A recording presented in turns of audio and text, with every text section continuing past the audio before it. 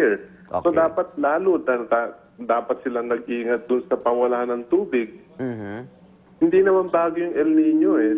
Talagang tama naman yung sinasabi ng Pag-asa na magkakaroon tayo ng El Nino, and in fact the water in Angat we expected that to dry up a lot faster, no? Yung Okay. baba ng tubig mas mabilis. And in fact, because of the El Nino, yung prolonged drought, tuyong-tuyo yung mga kabundukan dun sa palibot ng Angat. Kaya kahit na yung ulan, hindi kaagad tumaagos dun sa dam, no? Ina-absorb muna nung tuyot na lupa. Okay. Baka sabihin nung iba, ba't nagsasalita si DPWH Secretary? Dati po siyang Pangulo ng Maynilad.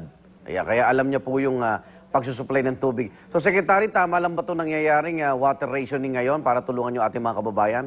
Oo. At nagpapasalamat din kami, Igan, doon sa mga nagbo-volunteer. No? In particular, through MMDA GM Nastanciano, kinausap niya na din yung Federation of Chinese Fire Volunteers. No?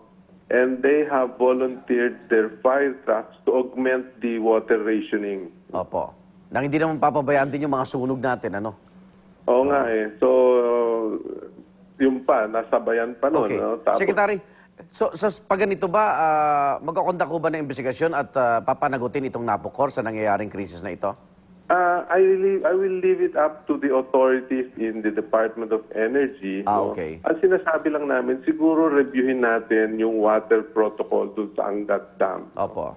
Now, the other main policy decision is, dapat ba i-privatize yung Angat?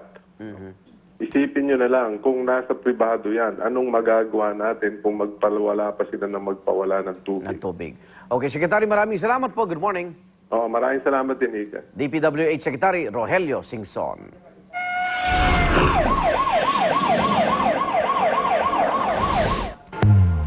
Mahigit 500 pamilya nawalan po ng bahay dahil sa malaking sunog sa barangay Vasra sa Quezon City. Mabilis kumalat ang apoy sa mahigit 100 bahay dahil malakas din po ang ihip ng hangin. Reklamo naman ng mga nasunugan, tumagal daw ang apoy dahil kulang ang tubig ng mga bumbero. Bari naman itinanggihan ng Quezon City Fire District ang akusasyon. Nadamay din sa sunog ang ilang opisina ng Department of Agriculture.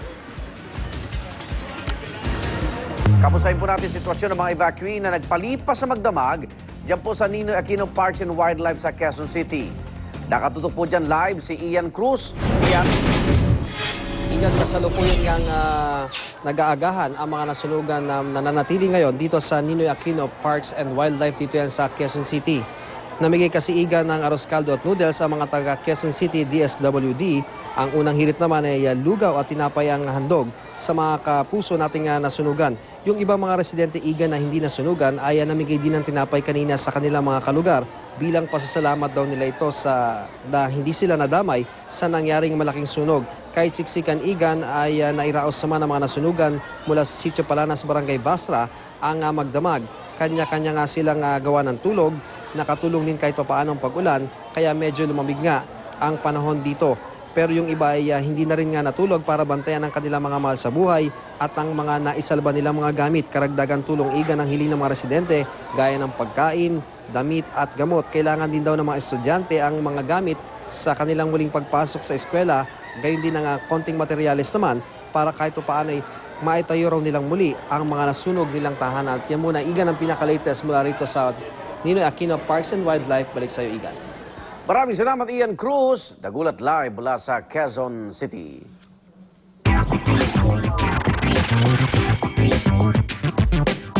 Darito ang latest showbiz balita. Ihatid ni Luan D. Luan.